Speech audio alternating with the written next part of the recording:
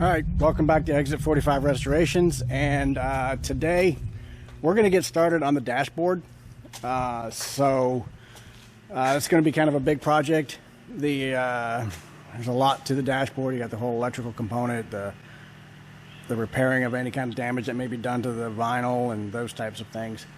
But first, let's get it tore apart, let's get it stripped down, and let's see what we got going on, all right? So let's get at it, come on.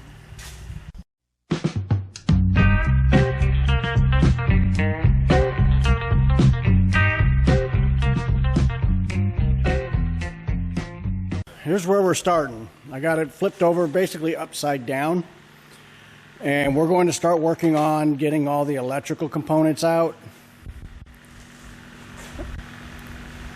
Just get everything disconnected and start to get the wiring harness out of here so we can get it cleaned up. That's where we're at.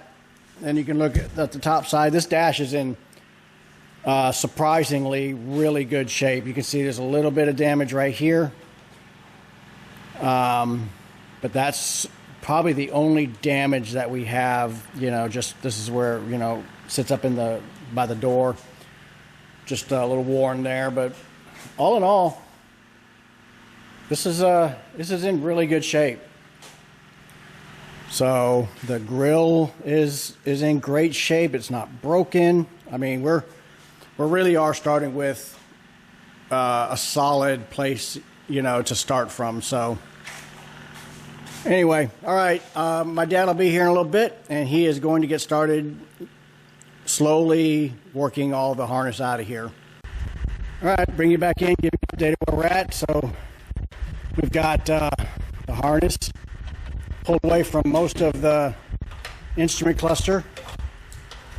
And the only thing I can tell you guys is get some good photos or video before you pull it apart, because there's just no other real good way. You can go in and try and label all of these, but that's going to be really challenging. But they're all either these spade connectors or these just push in, and you just wiggle them and they pull out. Not a big deal. There's a couple over here, at least on my dash, that screw down or have a bolt on them.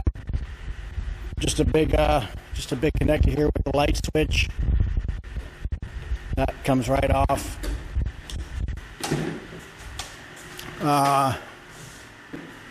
We got the grill off here, and this, surprisingly, it's not plastic, it's metal, but there are 4 nuts that screw in from the backside here. You have to get those, as well as the 2 screws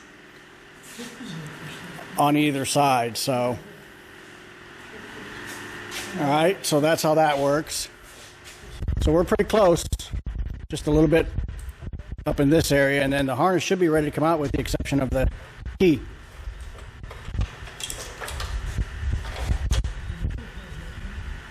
So, and if you see here, I got this one of the light. You just wiggle it back and forth, and it just comes out. Okay, I just wanted to give you guys an update and kind of see where things are at and how things have gone so far.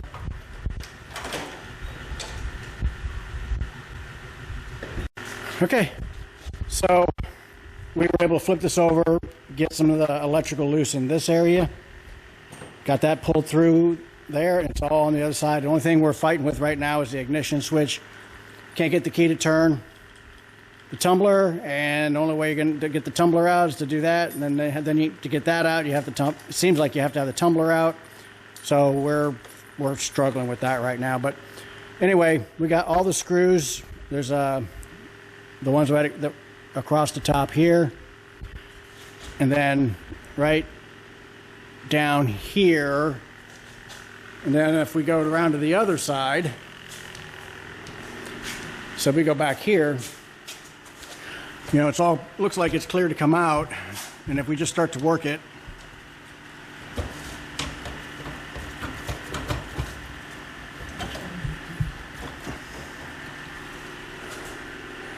so Something's, as always, something's holding you up. It's right here.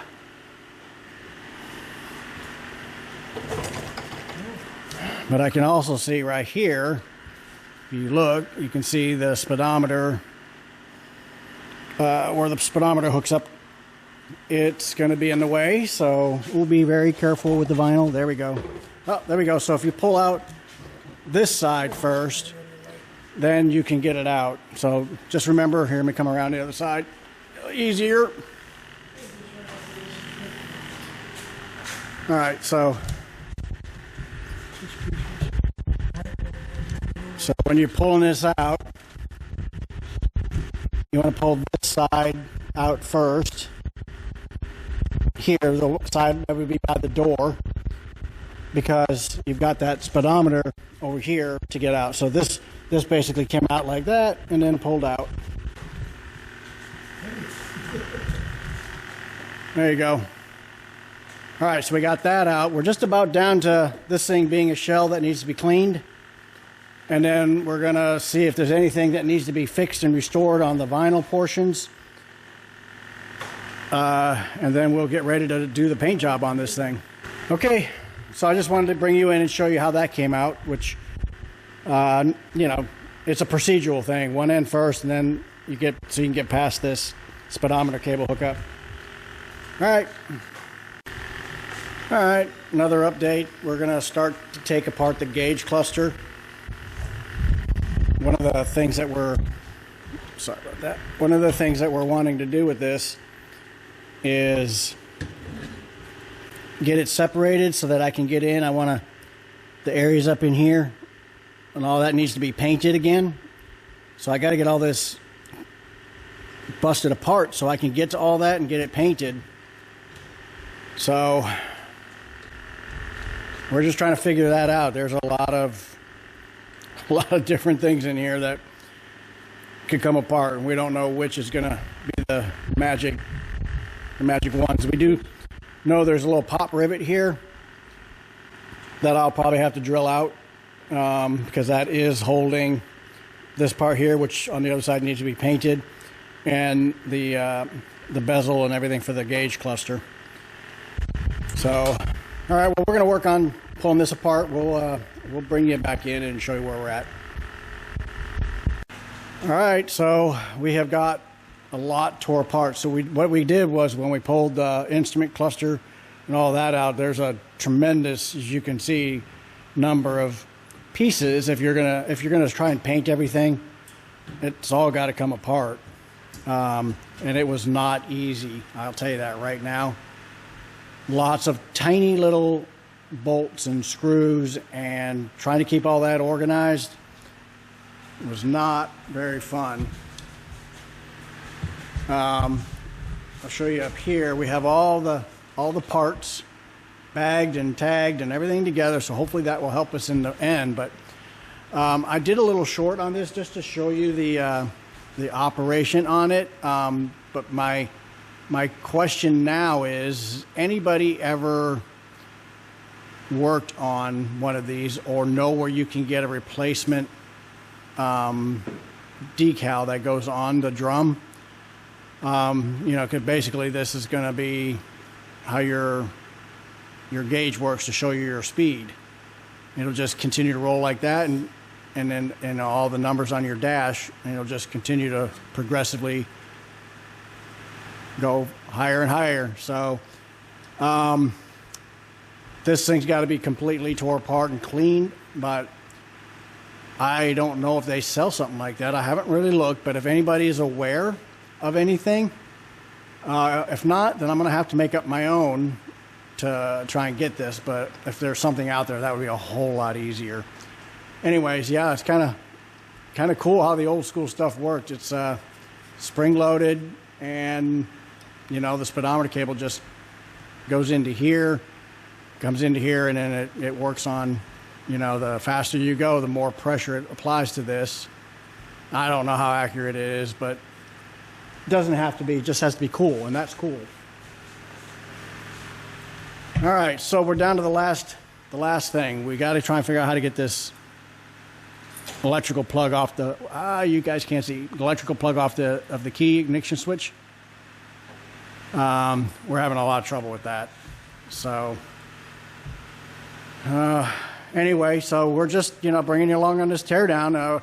So we still have the chrome. If you look here, we got the chrome trim that runs all the way around, and we got the script that needs to come off as well.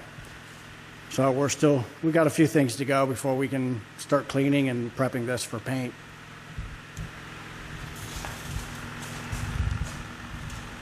Okay, we're gonna fight that for a little bit and see if we can get that off. All right, guys, so we got it done. We figured out how to get that stupid ignition switch apart. The key just would not turn. We finally, I just put a pair of pliers on it. I made it turn. Got it lined up with the plunger. Got that out of there. Pulled the electrical off the back. Turns out we didn't really need to worry about this. It was really just getting that off to get it all out. So I destroyed an ignition switch for nothing. Well, that's true. It really didn't work well, so we would have needed another one anyways. But anyway, all the trim pieces here and the script. You can see the script was right there. It still says Thunderbird in dirt. And the trim pieces went, you know, along here and around. And then there was another, it started back up over here and went down. Basically, there's 4 screws that hold them on. So you got to be real careful when you try to take this off, because the ends of these round pieces here that go here, they're screwed in here and here on both sides. It's screwed in there and it's screwed in right there. All the other trim comes off first, and then you take these end pieces off last. So otherwise, if you try to take these end pieces off first, there's screws behind there and you'll bend it up. So be real careful about that. Okay. Well, that was fun, or not.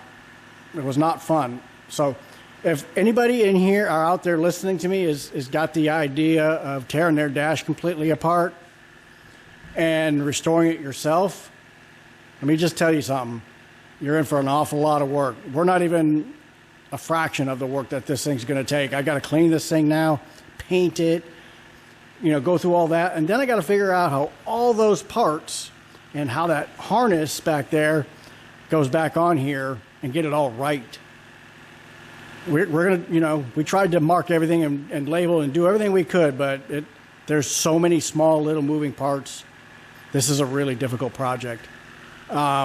There's a company out there, I don't remember the name off the top of my head. If you go over to Nick at My Vintage Thunderbird or Vintage Thunderbird Repair, Nick has a great video on these, but he doesn't restore them himself. He puts them back together. But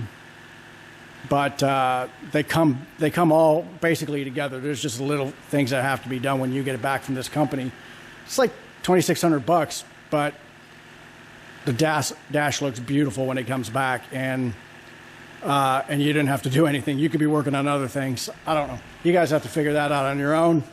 I'm kind of a glutton for punishment, so I went ahead and did it myself because that's how I am. And maybe it'll help somebody else who's out there and got theirs half tore apart and doesn't know what to do. I didn't give you guys a lot of detail on this. I'm sorry, but it just didn't. It seemed like this could have been about a 4-hour video if we'd have tried to give you all the little detail on this. Just the way it is. There's Nick at Vintage Thunderbird Repair has some good videos out on the dash. I would encourage you to go look at that. That will help you an awful lot. The only thing it won't help you with is taking this gauge cluster apart. He did not do that. He just set the gauge cluster back in. We tore the gauge cluster completely apart. Because it had to be. There was just no way around it. It was, you know, it was so dirty inside, so worn. There was just, you know, it had to be tore apart. So that's what we did. Anyway, okay, guys. So we had a lot of work to take care of on this one. and we are just scratching the surface. So I'm going to get ready to do all the other stuff that needs to be done. But for those of you guys who came along to watch, I really do appreciate it, and I will catch you guys on the next video. All right, bye.